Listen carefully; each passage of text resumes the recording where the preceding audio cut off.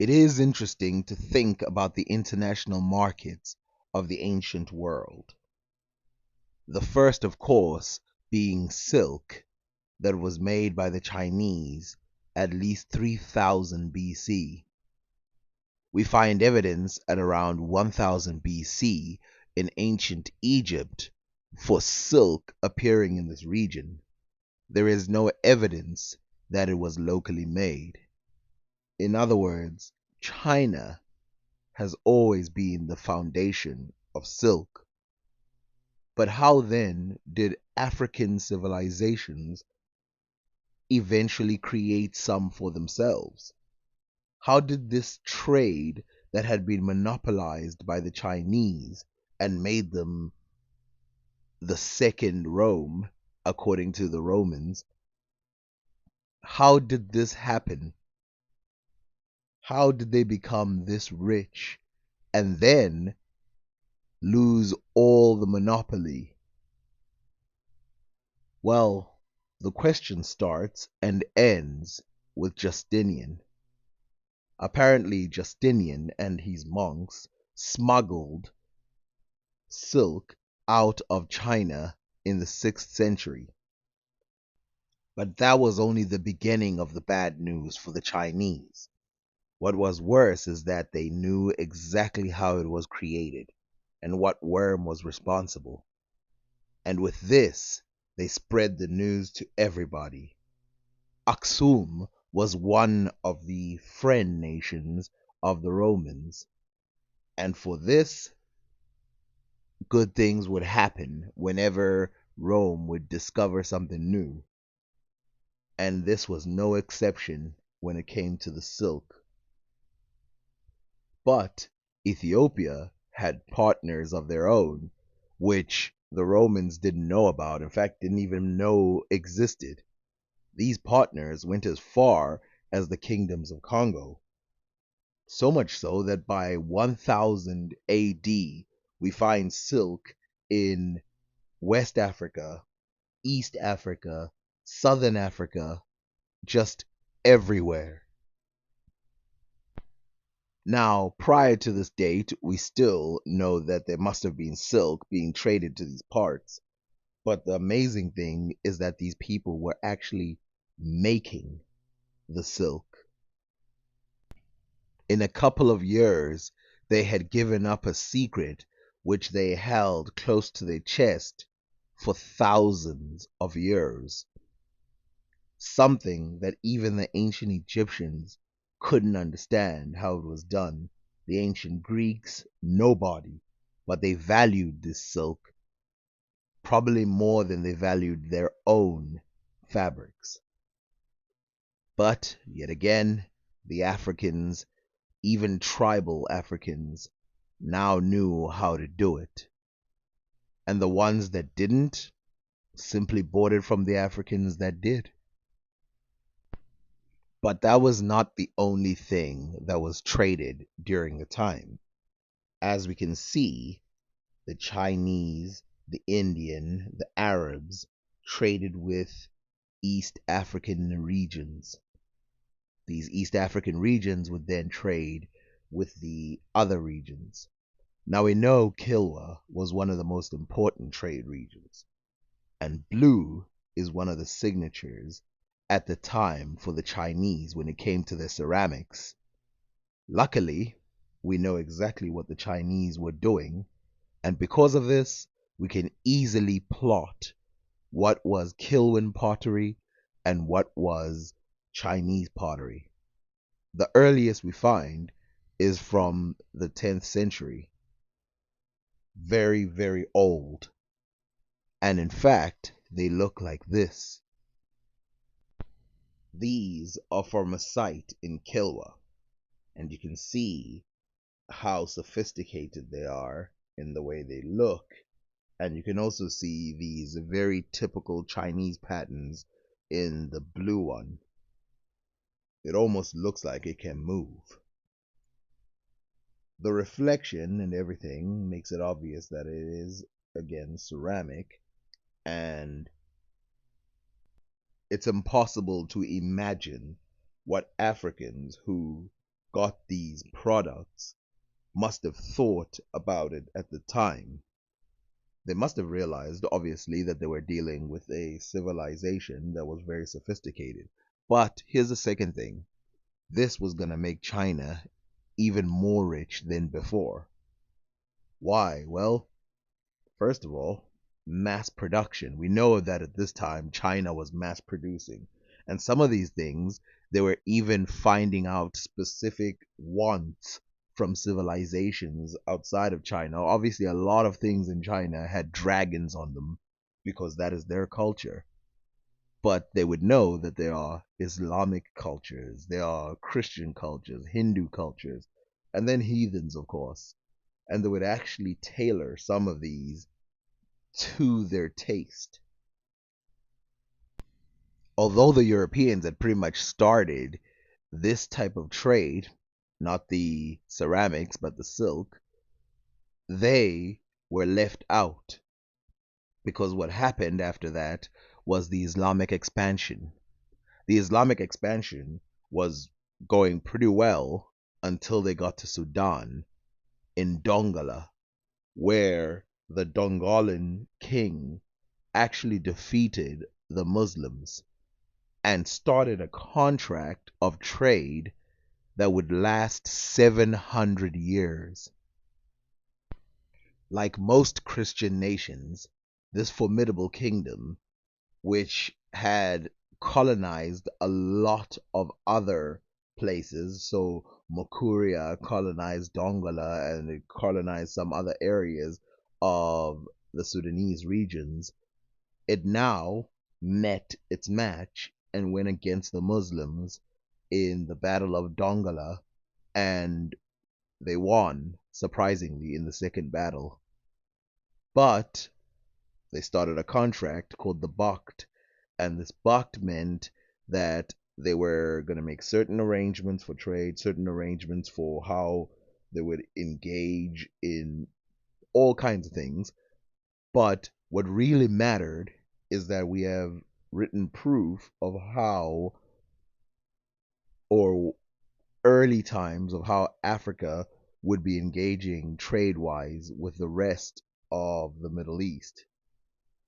Now, here's the interesting part: not everything found in the other parts of Africa can be found in Dongola. So there's stuff that's in Abyssinia that you do not find anywhere near Sudan, stuff coming from China. This is how we know that not everything took this route into the world. We know that there must have been a second route, probably coming from China, India, maybe Oman, and then straight to Ethiopia. And in some cases, straight to Madagascar. I mean, we know that that happened because of Al Masudi, who wrote at the time. Al Masudi is about 200 years later than the event I'm talking about. A myth that is spread around is that the kingdoms of Africa were mainly sending slaves to China, but you can easily just do a head count of how many black people you've ever seen in China and find out why that isn't the case. Most slavery of Africans kind of stopped in the Middle East, and there was some also in India until, of course, they turned the spear against their masters and sort of took over some kingdoms in those regions. A video that I made, which some people didn't like, especially people from India. Now, having said all that, we still have to go back to the kingdoms surrounding the Congolese regions and how they were using silk. An interesting thing, but you must remember that they were already used to weaving other things. And because they were used to this, they basically were just adding something to their already long held tradition. In fact, they had traditions that spanned way beyond this, things that were being done in China they had been doing for hundreds of years, possibly even thousands of years. For example, oils, that you get from whales. As we can see here, near this island and towards the coast, Numerous black whales are seen swimming. These fight with each other, and when dead are thrown by the waves on the beach like a stranded vessel. The natives then go with their boats to fetch and take the oil from them, which they mix with pitch and use for their vessels. On the backs of these creatures grow quantities of shellfish like snails and whelks and so on. Now, the simple question is, could the Chinese kingdom have grown super large by figuring out things that the Africans had figured out long time ago? Well, in order to answer this question, we just have to ask ourselves a simple question. Is there anything that has happened in the modern world that started in Africa that now exists as an industry worldwide that, you know, has a monopoly in the eastern regions? Well, for one, palm trees, the type of palm trees that were used by the Africans for almost anything at the time: medicine, food, roasting, lighting fires, war, all kinds of things. That tree was then transported to India and now is worth billions. The industry of that is worth billions. Luckily for Africans, this industry was underestimated by the world, and they became rich because of it, selling this palm oil and some of the whale oil and some of the other textiles that they had to the foreigners without divulging all the secrets, even though some of the people in other places knew about it. But it was only when the Europeans got their hands on the rubber plant and the palm oil tree that the industry shifted from West Africa all the way to the Asian regions, of which there are many countries that benefit heavily from this. Now, rubber trees had always existed in India. Some of them were very native to that region, but they never thought to tap into it. And only when it was then brought to those regions by the Europeans who had seen it in the Americas and West Africa did it start becoming a real industry, which again, billions. But that's for the modern. Remember, China had also, for some reason, overvalued ivory, and Africa is just full of ivory. And even though there are other places next to China that had ivory,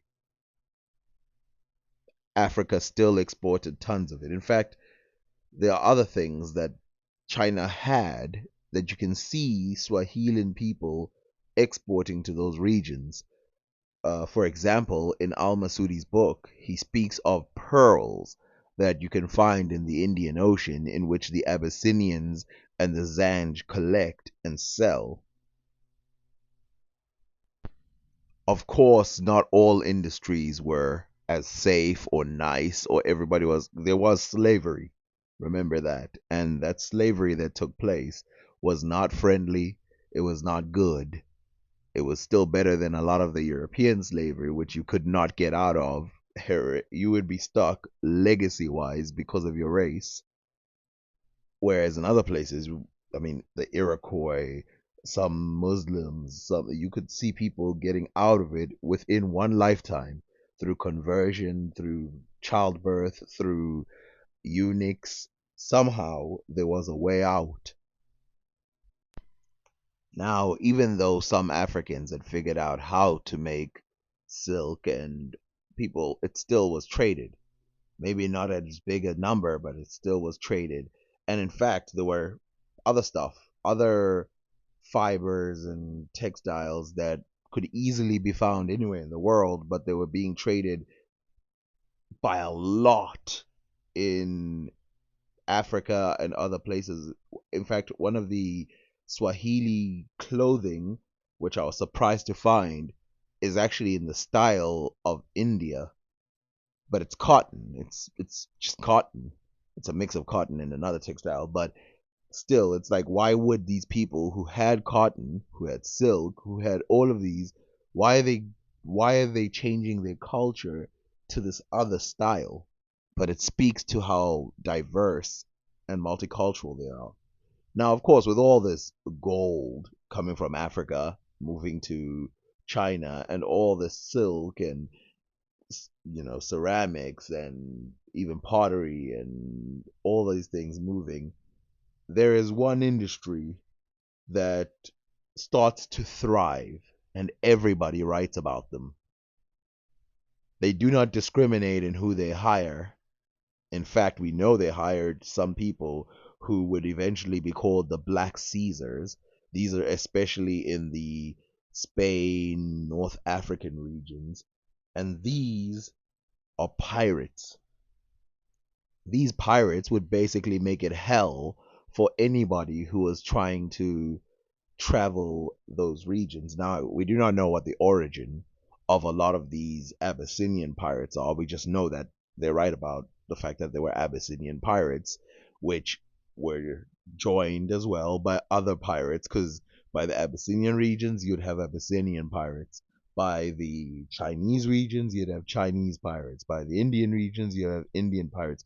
But even by the Indian regions, if you remember, I read Al Masudi's book, they speak of little Abyssinians who would wait, and they would wait for the waves to come, and when the waves would come, they would come and attack.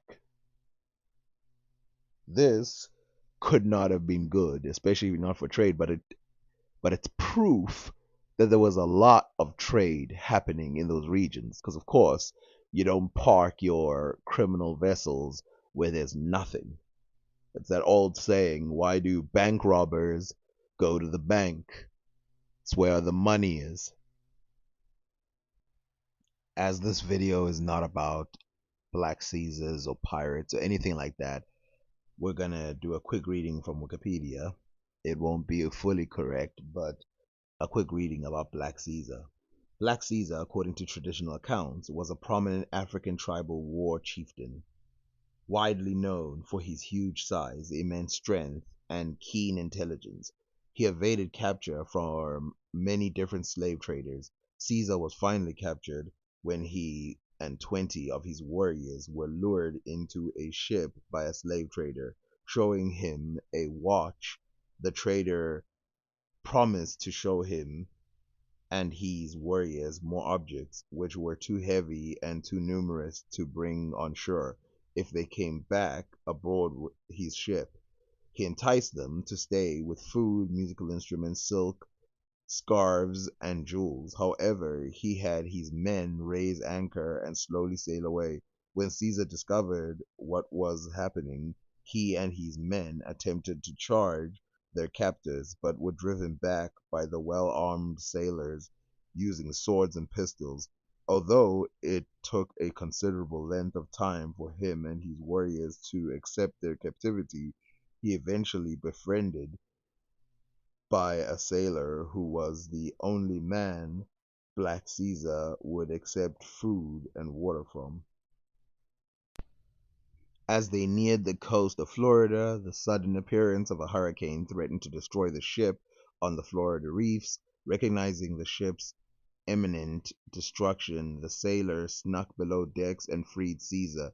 The two then forced the captain and the crew into a corner, most likely at gunpoint, and boarded one of the longboats with ammunition and other supplies. The wind and waves pushed them to shore, where they waited out the storm, apparently the only survivors of the doomed ship. They soon began using the lifeboat to lure passing ships, which stopped to give assistance. While posing as shipwrecked sailors, they would sail out to the vessel, offering to take them aboard. Once they were Close to the vessel, they brought out their guns and demanded supplies and ammunition, threatening to sink the ship if they were refused. He and the sailors continued this ploy for a number of years and amassed a sizable amount of treasures which was buried on Elliot Key. However, he and the sailors had a falling out over a young woman the mate had brought back from one of the ships they had looted. Fighting over her, Caesar killed his longtime friend in a duel and took. There's way more to the story than that, but also there's also stories about Islamic uh pirates who had black passengers or black people who worked with them. There's a story, I forgot, I think it was Voices of the Past who read it, about this group of Turkish pirates who, in their ranks, they had a African pirate who worked with them. Apparently, there were pirates of different races. This happens a lot. This was like a criminal entity group, and criminal entity groups don't really care about your race as much as they care about how much you can benefit or not benefit them. Now, let's finish by talking about something that I don't understand about China, which is how come China was not or did not become what Europe became? How come they didn't have world dominance forever? Think about the multiple opportunities, the monopolies they had on some of their things they were building, which were probably hundreds of years ahead of any other place. Obviously, there were some African things that some of them I've mentioned, which were hundreds of years, but Africa did not have a great mission to go and take over the rest of the world. Whereas China had the Mongols, who from China spread all the way and took over large kingdoms, getting very close to Africa until they were stopped in Israel or Gaza. So, how come they didn't become this giant empire that basically took over the world? I actually have no idea because, again, you still have Zheng He who came after that. And then you still have so many other moments where China could have taken over. And of course, today, the battle is still going, but it confuses me. Anyway, I'm still working on the other part of the video that has to do with the kingdoms of Congo, a more narrative version, not narrative, but a more, let's say, narrative version, which is not going to be point by point. It's going to be more visual. Do not expect Hollywood. You're going to be very disappointed. I'm just going to tell of the stories because I think it's been told before, but not as deeply. Anyway, like, share, subscribe, and other things. Also, there's a lot more information about China that's coming that has to do with some of the things that they did within Africa.